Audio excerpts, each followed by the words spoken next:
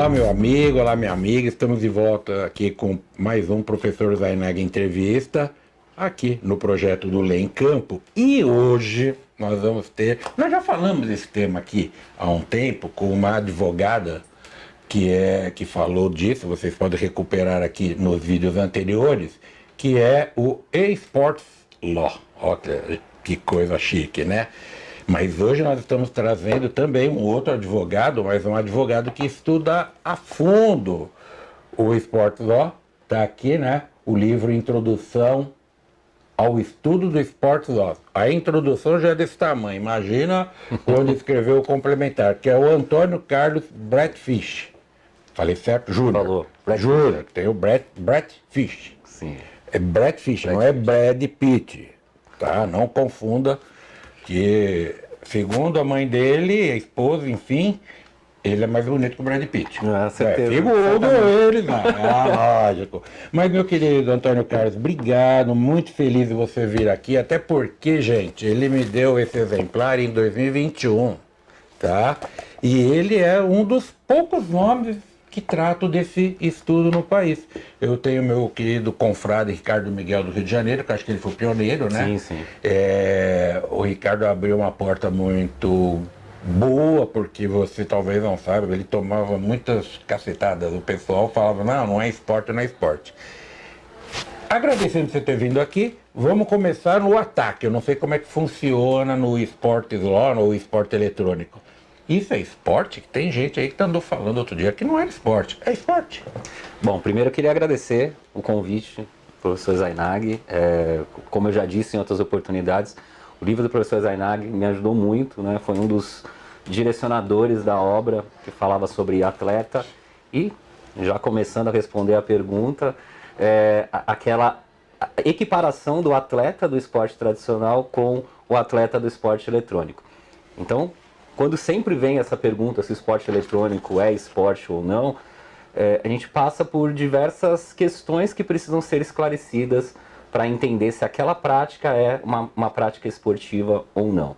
Então é analisar o esporte eletrônico hoje enquanto a sua forma de capacidade física, né, desenvolvimento físico dos atletas, a organização das competições de forma profissional, com regras estabelecidas, e o cenário também se estabelecendo de uma forma profissional e atraindo audiência.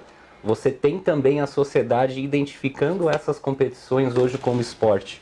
Então hoje todos os elementos de um esporte tradicional nós enxergamos dentro do esporte eletrônico, que são as práticas organizadas, o desenvolvimento dos atletas, a organização das equipes e a própria concepção e entendimento da sociedade dessa prática como esporte.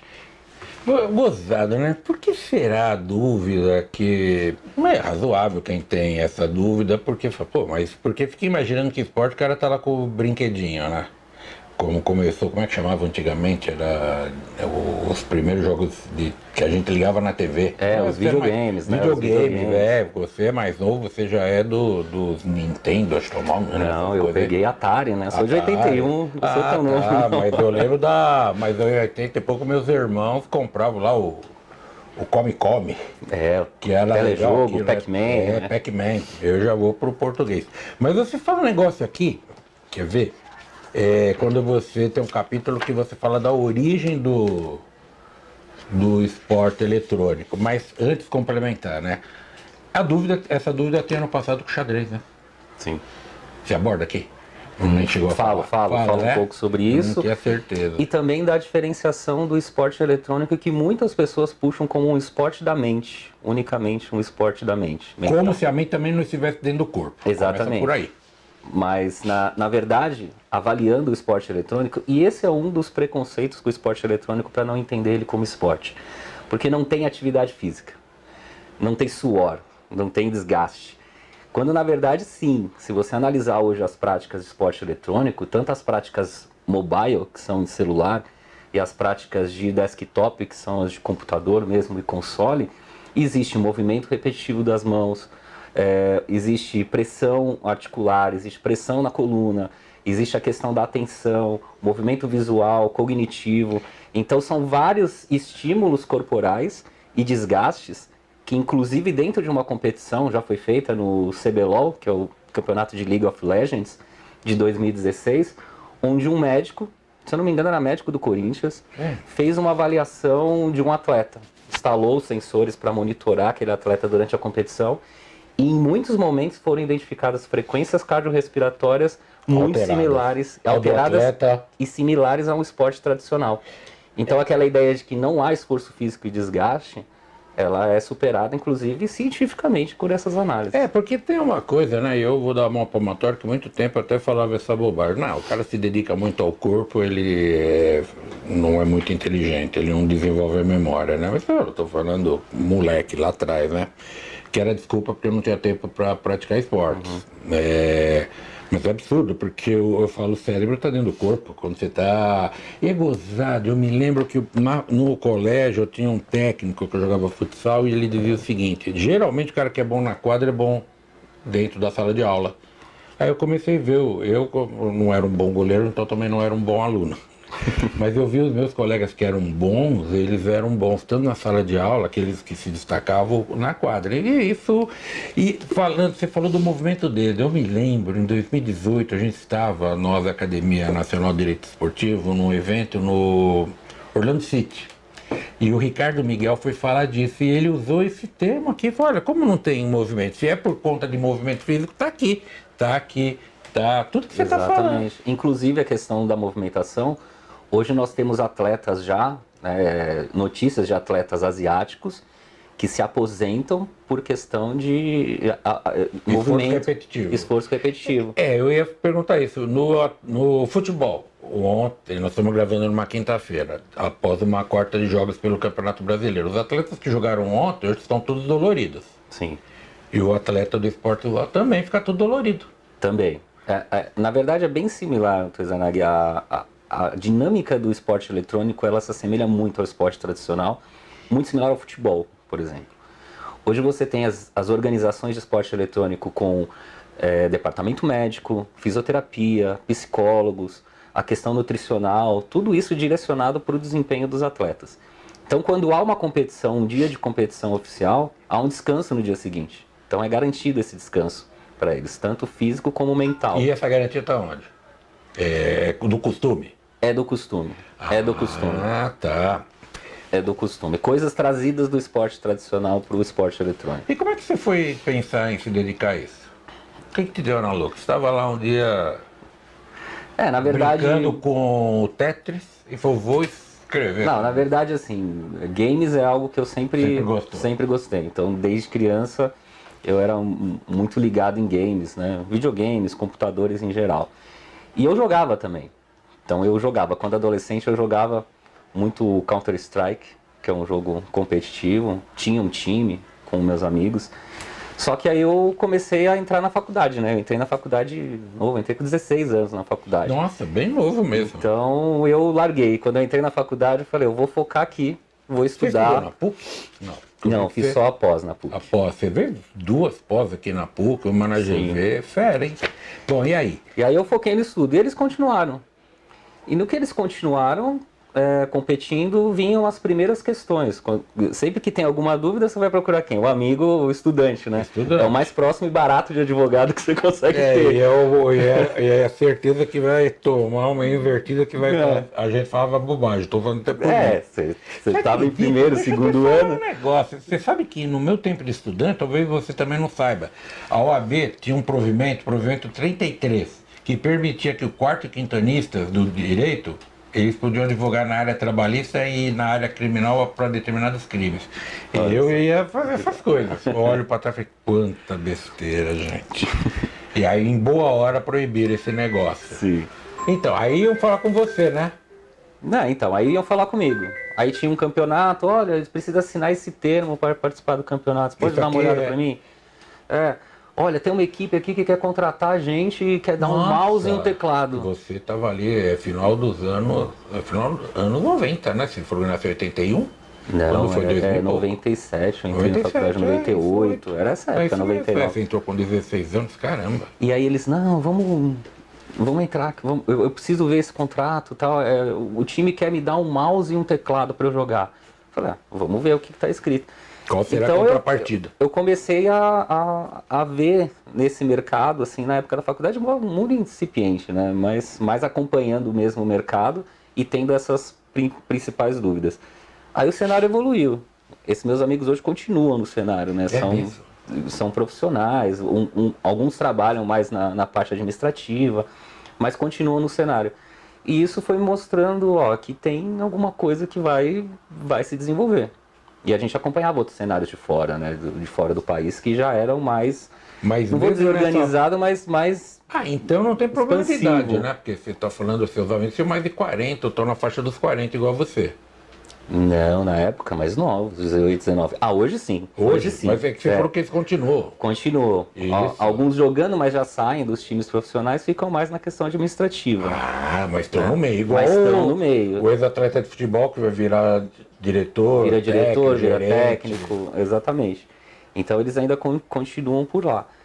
E nisso eu fui vendo que existia aí um mercado. E comecei a atuar, algumas organizadoras de eventos sempre me buscavam questões para organizar a questão de contratos, e aí fui desenvolvendo. E aí eu colhia muito material de estudo, que eu buscava muita coisa relacionada a quem estava falando sobre esporte eletrônico, que não tinha quase nada aqui no Brasil, e ia colhendo.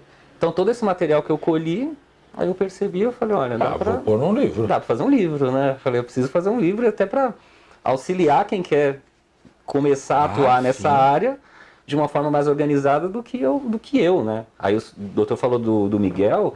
Miguel, eu usei nessa obra a tese de mestrado dele. Foi justamente. Eu não usei o livro, ele não tinha o livro ainda. Pegou a tese. Eu peguei a tese, tanto que eu falei para ele, eu falei, ó, desculpa, eu citei a sua tese, né? Não adaptei pelo livro. Você conhece ele pessoalmente? Não conheço, Nossa, só conversamos de forma... Cara, hiper legal. Só conversamos de forma virtual e fizemos eventos. Aqui, né, na bibliografia. Bastante. Mas sabe o que eu queria saber de vocês? Isso me chamou a atenção, ainda bem que eu coloquei aqui, eu não fui marcar. Você fala atletas e streamers. O que são os streamers? Que streamer a gente sabe o que é a plataforma dos filmes, etc. Aí até de futebol. Streamers, os jogadores por streamer, é isso? Sim, é que o cenário do esporte eletrônico, ele não é só o cenário competitivo. Ele cria um mercado totalmente novo. Então, dentro do esporte eletrônico você tem as competições, mas você também tem todas as profissões e áreas que são marginais a ele, né? Que trabalham junto com ele. Os streamers são aqueles influenciadores que podem ou não ser atletas que jogam determinado jogo e que tem uma audiência que assiste essas pessoas jogarem. E eles são ligados às equipes de esporte eletrônico também. Então o streamer é um tipo de, você falar bobagem, pode corrigir, influencer?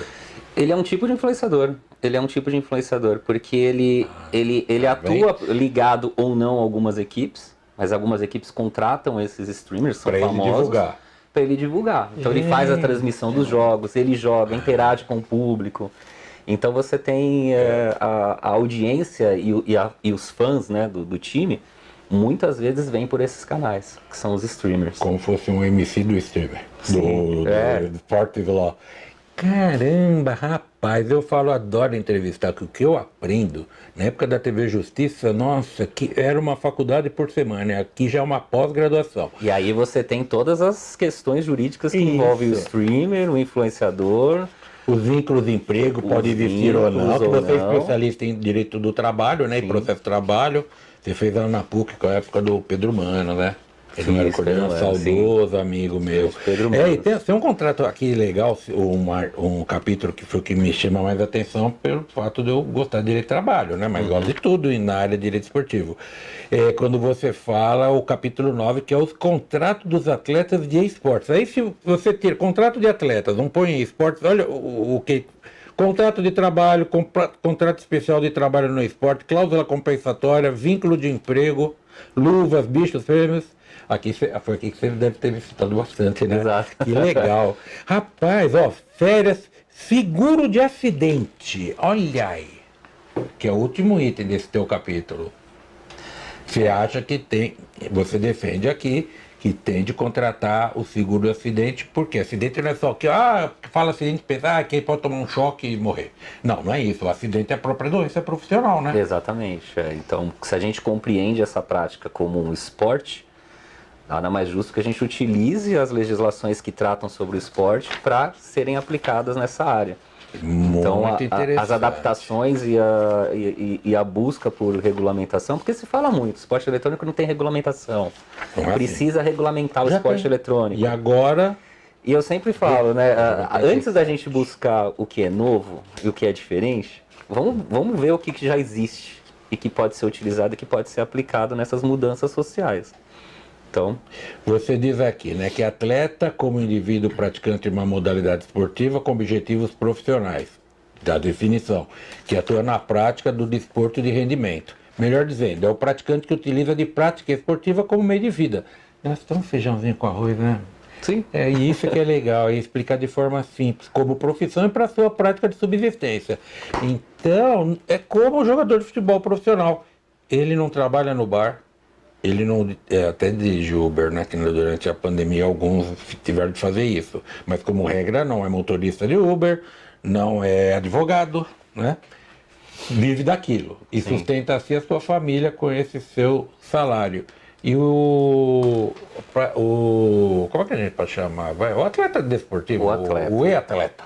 O atleta. Atleta, né? Uma coisa que eu sempre falo, ficam criando definições. Eu caí na besteira. Que ficam criando definições de cyberatleta, e-atleta, pro player, e-gamer. E eu falo, gente, vamos falar que é atleta. Fica mais fácil pra gente entender do que a gente tá falando. E tava conversando antes de começar aqui a gravação sobre essa história de as pessoas falam, vamos fazer um call. Vamos reunir o board. São um anglicismo aí, meio bobinho, né? Que a gente pegou, mas não tem jeito. Agora no esporte eletrônico, a influência do inglês é grande, né? Você na capa do seu livro tem aqui, Gaming Rouse, Gaming Office, doping, enquadramento jurídico do esporte eletrônico. Aliás, que doping o sujeito pode tomar? Coca-Cola com café para não dormir? O que é verificado Só me critica. Tudo que eu falo faz cara feio. Não, inclusive a Coca-Cola e as outras questões é um ponto que hoje é mais um ponto de preconceito relacionado. É mais um ponto de preconceito relacionado com os atletas de esporte eletrônico. É mesmo? Você viu? Eu brinquei. A gente imagina que sempre que fala atleta de esporte eletrônico, nossa, eu trabalho com atletas de esporte eletrônico. Aquele pessoal que fica lá comendo batata frita e tomando Coca-Cola o dia inteiro e jogando. Não, isso não é isso mais. É locutor de rádio. E eu falei, não é isso mais. O cenário do esporte eletrônico é um cenário profissional. Então a questão de alimentação, departamento médico, tudo isso existe. Até porque antes de uma competição ele não vai comer uma feijoada. Exatamente, porque tudo impacta no né? desempenho. Você tem uma audiência depois do almoço. Geralmente quando tem audiência por volta da hora do almoço, eu prefiro não almoçar e comer depois, porque o organismo, Deus fez a gente, e claro, Deus foi inteligente. O organismo, você comeu carne, a gente tem o oxigênio está no nosso organismo, o que é mais prejudicial? Onde está precisando mais de oxigênio? O estômago, não o cérebro. Aí foi pro brejo, né? Questão sanguínea, vai tudo para digestão. Tudo vai para digestão. Por isso que não se deve, vamos falar aqui, agora nós vamos virar médico aqui, consultor de saúde. Não se deve comer doce depois você come carne, né? Sim. Bom, mas vamos voltar aqui que não é o caso nosso de falar dessas bobagens. E aí? Mas você citou o doping. É o doping, desculpa. Questão do doping. O que hoje as organizadoras de evento verificam como doping? São substâncias que alteram a performance, melhoram a performance e colocam em desvantagem outras equipes que não utilizam e vantagem aquela equipe que utiliza. Esse doping é eletrônico ou doping químico mesmo? Existem dois tipos, né? Existe o doping químico, que são principalmente as medicações de atenção e de estímulo cerebral. O nome Ritalina, nutrópicos. Nutrópicos, isso. Eu lembro o nome do remédio que uma vez, quando eu era jovem, perto de prova, eu estava... Já 20 e poucos anos, o médico falou, toma esse remédio aqui, Nutropil, não me esqueci do nome. Não sei se adiantou faculdade, muito, né? O aluno usava muito, né? Para varar a noite estudando, Ritalina. Isso, eu só tomei esse remédio e foi por ordem médica. Eu tava falta de concentração, cansado, quinto ano, né? Todos nós do direito passamos por isso, né? Então você que tá no quinto ano aí, tá com vontade de largar tudo, não fica chateado não, que não vai morrer e vai passar, né? Como aquele senhor que perguntaram para ele, o que o senhor fez para chegar aos 100 anos? Eu vou simples, só não morri. E como dizem, o sexto ano, tem ainda o sexto ano, que é o Esse pior. é o pior de todos. E o 40º, que é o meu? Você não sabe como é ruim. Pois é. Mas aí ele toma, tem o doping, e o eletrônico, isso que deve ser o mais interessante. O cara turbina a máquina. O doping eletrônico, que na verdade ele se reflete nas alterações que são feitas nos dispositivos. Então são formas que você utiliza para obter vantagem dentro da competição através de instalação de softwares ou de alterações no hardware que ele utiliza. Então é você utilizar, aí são termos em inglês, tem como a gente fugir. Não, esse não, que são os hacks, são os cheats. São os hacks, né? São os cheats. Cheats são a utilização de códigos maliciosos dentro do jogo.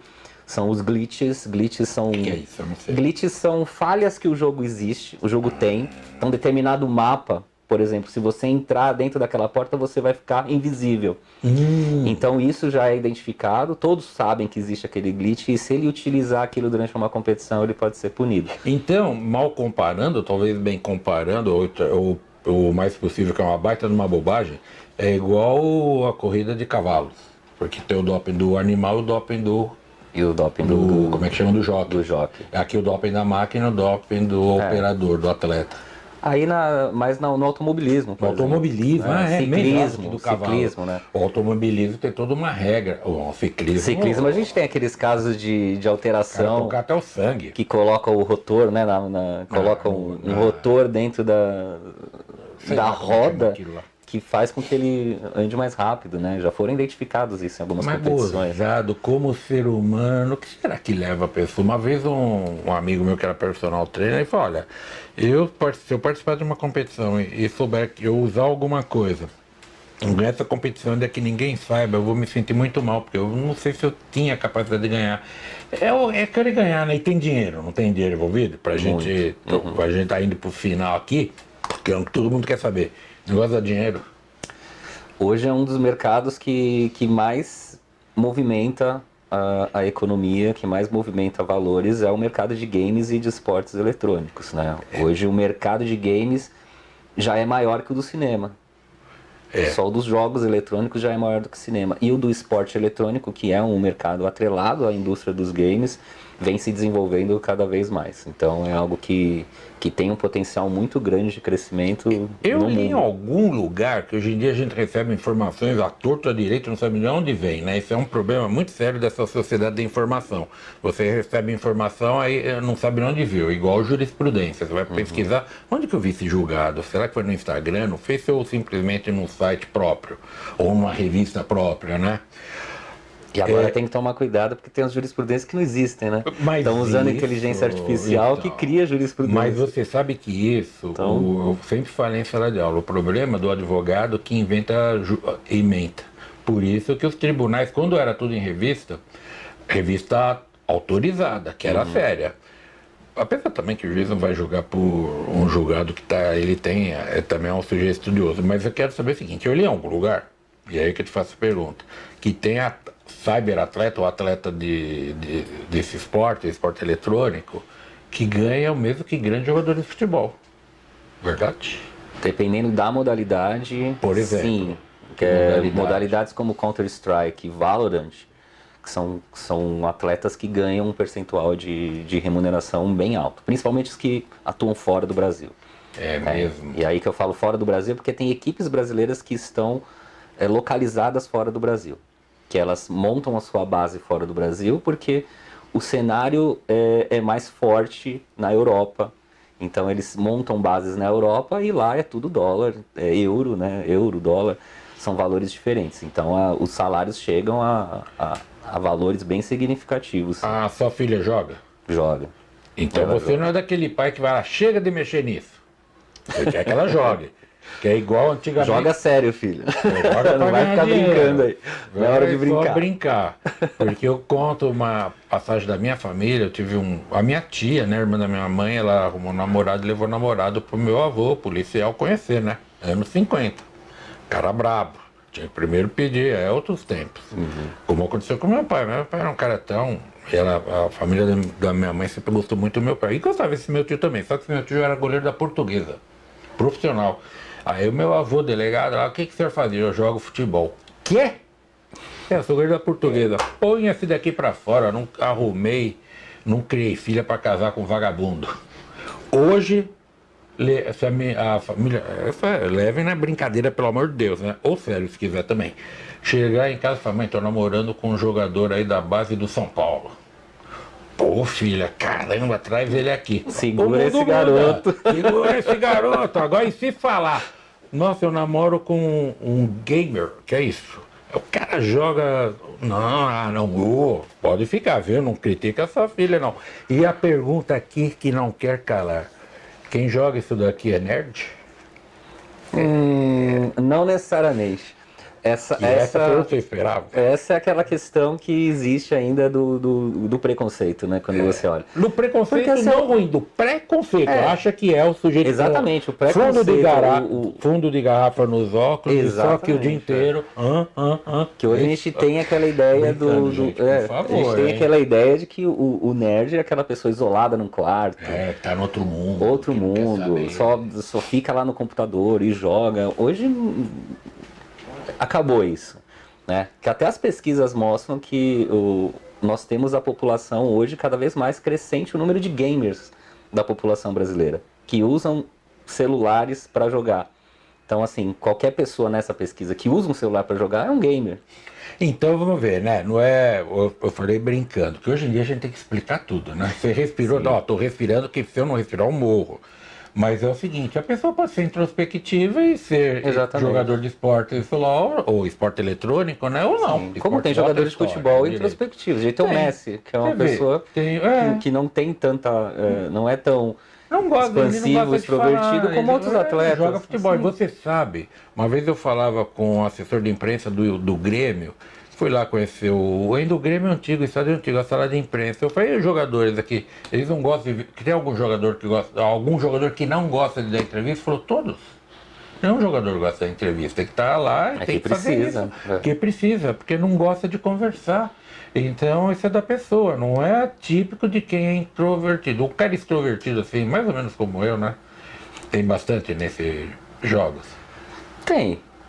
Assim, cara que é brincalhão. Sim, você vai ter muitos atletas assim, até pela forma como eles realizam as atividades, né? Tem muita comunicação entre eles, né? Então é uma comunidade muito ligada. Então você tem, que é mais ou menos do futebol, né? Os jogadores de futebol, eles têm muito contato entre eles, né?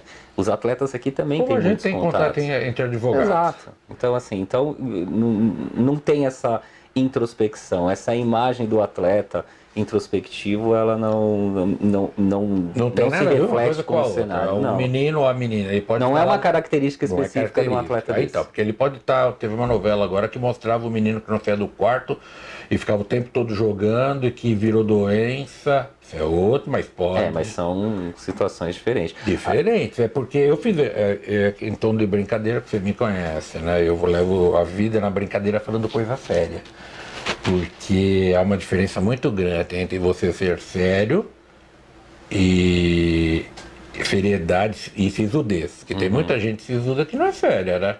Vê na advocacia, muito cara que é mal encarado, sério, não sei o que, faz um monte de bobagem, é desonesto, etc. Mas eu falei brincando, mas pouco importa. Não é uma característica.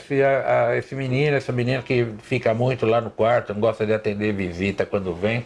Eu tenho um irmão que vem depois de mim, que ele ficava incomodado quando ia visita em casa, ele saía de perto, não gostava muito, ele é introspectivo, ele nunca pensou nisso, isso vai de cada um. Mas então deixa bem claro isso, não é característica. Não pode ser introspectivo e não gosta de Sim, o fato de ele jogar um jogo eletrônico não torna introspectivo. Não torna, a introspecção pouco importa. Pelo contrário, hoje com os jogos cada vez mais conectados, você está sempre em contato com muitas pessoas. Mesmo de forma virtual, você está sempre em contato com muitas pessoas. E para terminar mesmo, e esses campeonatos eu vejo que eles lotam até arenas além das arenas virtuais. Sim, hoje os campeonatos muitos são presenciais. Então as equipes disputam o campeonato com torcida Então você tem campeonatos como o próprio League of Legends, que ele abre a sua venda no início do torneio, já vendeu tudo. Todo a temporada eles vendem, como se fosse o basquete. Americano. Eles já vendem a temporada, então a temporada já está vendida. E o público realmente tem uma grande audiência do esporte eletrônico. Hoje o Brasil é o número 3 de audiência do esporte eletrônico. Só Estados Unidos, quem mais? Estados Unidos e China, né? A gente fala que não dá para contar, né? Então se você tira esses dois que não tem como brincar com os Estados Unidos e China, o Brasil é o terceiro polo de audiência do esporte eletrônico. Se você perdesse para o Uruguai, que tem 3 milhões de habitantes, né? Todo respeito. E agora eu lembrei de um negócio. Você falou outro dia, nós participamos de um evento na Universidade de São Judas. E aí eu estava, naquela semana que eu viajei para Rondônia, em Porto Velho, você acredita, tem uma menina lá, não era nem da capital, do interior, que ela é praticante de esporte eletrônico. Eu falei para ela, sabe que esses dias eu estava com um amigo num evento e ele falou um negócio que eu quero saber de você, do preconceito com as meninas. Você lembra que você falou? Sim. Você e a outra garota que falou ela falou do futebol e você emendou, né? E ela me falou, conta aí como é que é. Porque ela falou tudo que você me falou, então eu não vou repetir, porque eu quero que você diga. O que acontece com as meninas nesse esporte? O esporte eletrônico ele ainda é uma prática que traz alguns reflexos de outros esportes e da sociedade.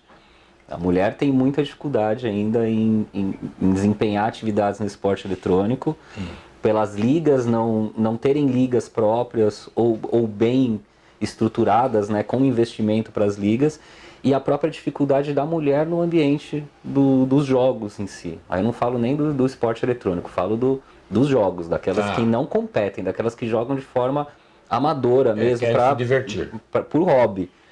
Existe ainda muito preconceito dentro do próprio ambiente. Então você tem meninas que não utilizam nomes para jogar com nomes femininos, mudam, colocam nomes que não dá para identificar, ou nomes masculinos, ou não usam a comunicação, porque se ouvir uma voz de mulher vai sofrer ou assédio, ou vai sofrer discriminação. E muitas até utilizam modulador de voz para poder se comunicar, para não serem identificadas. Quase tudo isso que você falou. E ela disse outro negócio. Ela falou, meu avatar não dá para identificar se eu sou menino ou menina. Também tem isso. Utilizam avatares ou de desenhos. Foi o que ela me falou. Eu falei, olha, foi isso que o Antônio me contou. Gente, terminamos aqui o nosso papo. Antônio, muito obrigado. O livro do Antônio é esse aqui, ó. Antônio Brett Fish. Ele acho que ele gosta mais de ser chamado, que Antônio é muito fácil de falar, a gente complica, igual Zainag. Introdução ao estudo do esportes, pela editora Mizuno, do meu querido amigo Rafael. E recomendo o trabalho dele. E vocês viram que o homem sabe tudo de esporte eletrônico. Tá bom? Muito obrigado por você ter vindo. É isso, eu que agradeço, professor. E quando precisar, estamos aí. Que bom. E a você que nos acompanhou, continue conosco, que vou estar aqui sempre me esforçando para levar conhecimento de uma forma leve para a gente entender essa coisa que a gente adora, né, que é o direito desportivo. Um abraço e até a próxima entrevista.